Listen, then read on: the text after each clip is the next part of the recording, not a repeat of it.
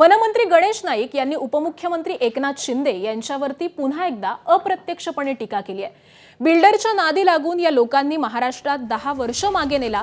माझं कोणत्या व्यक्तीशी वाद नाही, मात्र जनतेला गृहीत धरून जनता सहन करेल असा समज ठेवून कोणी नाटक करेल तर त्याच्या नाटकाचा तमाशा कसा आहे हे दाखवायचं काम गणेश नाईक करेल, अशी खरमरीत टीका गणेश नाईक यांनी केली आहे।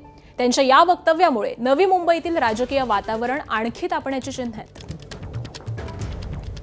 लोकांनी महाराष्ट्र 10 वर्ष मागे नेला, बिल्डरच्या नांदी लागून। माझं म्हणणे, माझं कुठल्या व्यक्तीशी वाद नाही।